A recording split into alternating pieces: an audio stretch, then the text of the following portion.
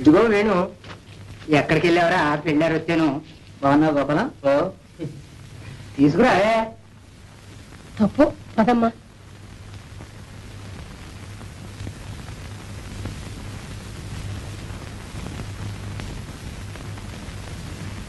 పోనీ అమ్మా, సిగ్గుపడుతోంది. అస్సది నీ దగ్గర దానికి సిగ్గేంటి వెంకట? అదే అంటాను. అయినా ఇప్పుడు ప్రత్యేకించి చూడాల్సిన పని ఉంది. భారతి నేను ఎరగనా, మా గోపాలం ఎరగనా? ఎగ్గు ఎప్పటికేం లేని సంబంధం చూసేదేమిటి? కానివ్వండి. కానియడానికి ఏముంది? కట్నం సంగతి ఏదో తేల్చేయండి. కట్నాలు కానుకలు ఎందుకు వెంకటాద్రి మనలో మనకి? అమ్మమ్మమ్మమ్మ, అలా కాదు. కట్నం లేకపోతే అది కళ్యాణమే అనిపించుకోదు, ఉండి తీరాలి. కట్నాలు ఇచ్చే స్థితిలో ఉన్నామా అన్నయ్య? నువ్వు ఎరగంది ఏముంది కనుక. ఆ మాట అనుకు చల్లమ్మా. పెళ్లి చేశామంటే కట్నం ఏ పార్టీ అని అడుగుతారు. కట్నం లేకపోతే ఎట్టా? ఎబ్బే, నువ్వు తప్పకుండా మా ఊరు బడి చూడాలి వేణు. 40-50 ఏళ్ళ వాళ్ళు కూడా ఎంత పట్టుదలగా వచ్చి చదువుకుంటున్నారు అనుకున్నా. చాలా సరదాగా ఉంటుందిలే. అట్లాగే గోపాలం, తప్పకుండా వస్తాను. ఈ పని అయిపోయి అదిగో చెల్లాయ్. ఏమా మాట?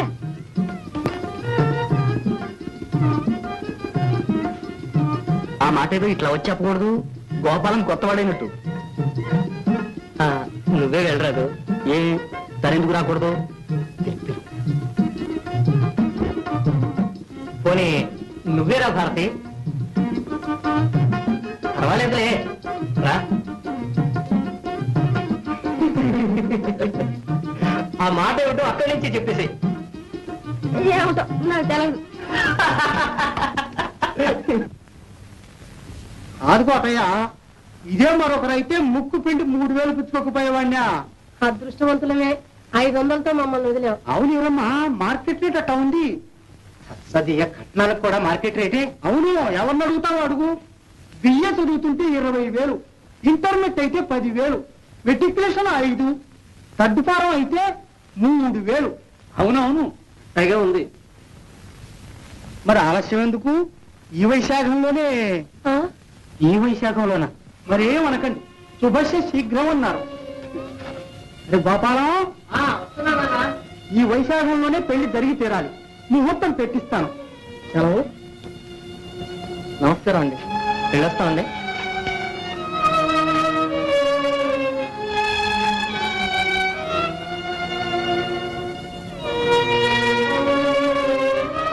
వెళ్ళొస్తావమ్మా. మంచిదమ్మా, వెళ్ళొస్తావమ్మా. వెళ్ళొస్తావమ్మా.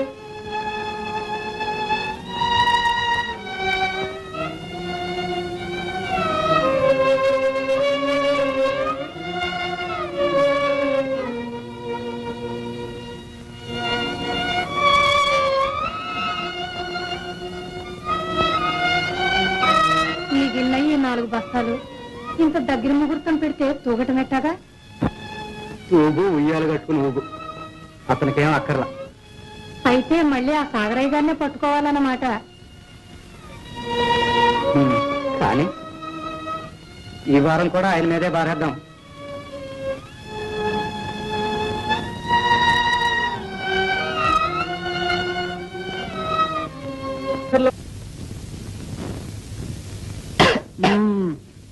$500 కట్నం అడిగాడా?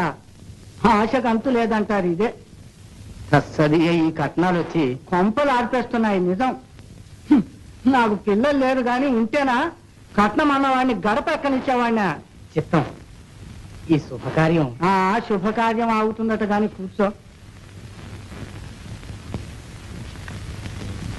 చూడు కోటయ్య, పాత బకాయి ఈ 500 కలిస్తే తడిసి మోపెడవుతుంది. మరి దానికి ఏమైనా హామీ ఉండడం మంచిది కాదు. నా మాట కంటే నా బాబు మాటలు మాటల్లాగే ఉంటాయా? ఇప్పుడు నీ కొడుకు పెద్దవాడయ్యాడు, వ్యవహారవేత్త కూడాను. ఆడి మోకం ఆడికేం తెలుసు. నా మాటకి ఎదురు చెప్పండి. అయితే ఒక పని చేయండి. మీరిద్దరూ కలిసి 2 ఏళ్లలోగా నా బాకీ తీర్మానం చేయలేకపోతే మీ ఇల్లు నాకు స్వాధీనం చేసేట్టు ఒక జాయింట్ తనఖా దస్తావేజు రాసివ్వండి. చాలా పెద్ద షరతులు పెడుతున్నారే. కాగితాల మీద పెట్టడమే కానీ ఇవన్నీ అమలు జరుపుతామనే. ఇదిగో నేను ఒక ఉపాయం కూడా చెప్తాను విను. పాపం పిల్లలు గలవాడివి. నువ్వు ఎప్పట్లాగా నా పొలం కౌలు చేసుకుంటూ మీ వేణు నా దగ్గర పాలేరుగా పెట్టావంటే 2 ఏళ్ళు ఎందుకు 1 ఏడాదిలోనే తీర్చేయగలవు. ఏమిటి ఆలోచనలో పడ్డావు? ఏమీ లేదు. ఆలోచించుకో. దీనికి ఇష్టపడితేనే డబ్బు తీసుకెళ్ళు, లేదా నీ ఇష్టం. సరే, అట్టాగే కానీ.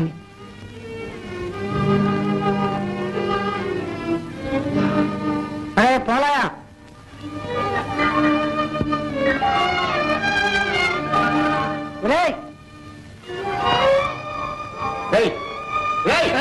అయ్యగారు పిలుస్తున్నారా? నేను వీరి అబ్బాయి వేణు లేడు, అతన్ని పిలుచుకొని రా. ఎవరు? వేడా? నేను ఒరే కంచులు, నువ్వు పోయి రారా. చిత్తం బాబు. కొన్ని కరణాన్ని పిలుచుకొస్తావా? ఎవరు? కరణం సాంబయ్య గారిని రా. ఓ రైట్ గా.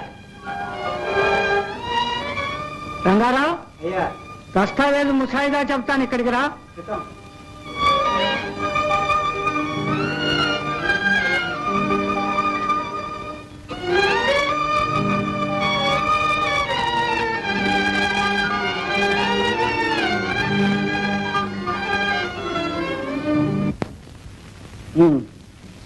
అయితే 2 ఏళ్లలోగా మీ బాకీ తీర్మానం కాకపోతే మా ఇల్లు స్వాధీనం చేసుకుని మమ్మల్ని వెళ్ళగొడతారన్నమాట, అంతేనా? అదే అంత పని ఎందుకు జరుగుతుందో దానికి నేను ఒక ఉపాయం కూడా చెప్పాను. అదేగా, నేను మీ దగ్గర సాలుకి 15 బస్తాల జీతానికి పాలేరుతనం చేయాలి. అదంతా మీరు బాకీ కింద విరగొసుకుంటారు. అంతే అంతే. చూశారు, అరటి పండు వలచి చేతిలో పెట్టినట్టుగా చెప్పేసేశాడు. అనగా పెద్ద సాగదీశావు. అనగా అంట అనగా నీలాంటి పక్కతాళం కావాలని చేరదీసాక సాగర ఊళ్ళో వాడు కొంపలు తీసేది. చేజిక్కిన బక్కలైతే మీ పీల్చి పిప్పిచేయడమేగా మీ పని. కష్టాల్లో ఆదుకుంటారు, మీ దగ్గరికి వస్తే కత్తి పనులు ఇరికించాలని చూస్తారు. మీ ఎత్తులు ఎవరికి తెలియవు. ఈ నెత్తి కోతల దస్తావేజు మీద నేను సంతకం పెట్టను. అవును, నేను చచ్చిన సంతకం పెట్టను. సాగరయ్య గారు, రోజులు మారాయని గుర్తించండి. వస్తాను. అసలు చెల్లెలికి పెళ్లి కావడం వాడికి ఇష్టం లేదేమో. ఏటిన్నిటికి గీరా, ఇది పొగసి పాటేస్తాను. ఎలామంటే వాడు పడతాడటండి, కొమ్ములు వస్తూ ఉంటాను. వాడన్నట్టు రోజులు మారిపోయాయి సాగరయ్య గారు. రోజులు మారుతాయి. మారవు మరి.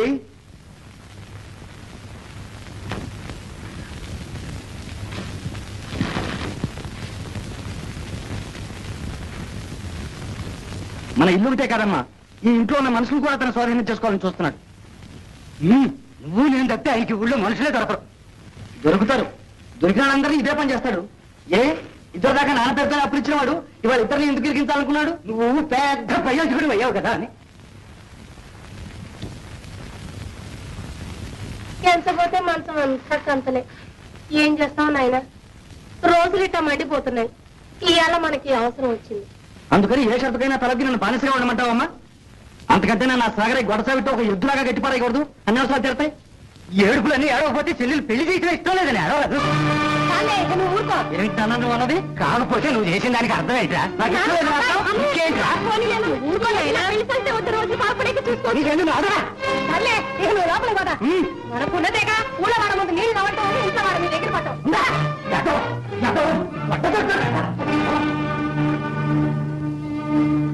చూసావమ్మా ఎంత మాట అన్నాడు? ఊరుకోలేయా ఊరుకో. నాన్న కోపం నీకు తెలియదా? నీ పెళ్లి నీ వద్దంటాను కల్లో ఉన్నా. ఊరుకోలేయా, అదే మనసులో పెట్టుకుంటావేంటి? లేదు లేమ్మా, ఊరుకో.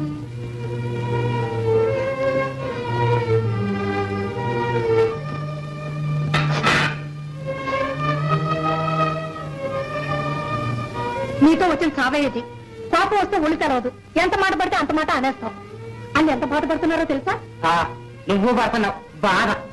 లేదులే, నువ్వు ఒక్కడే పడుతున్నావు బాధ. ఇందా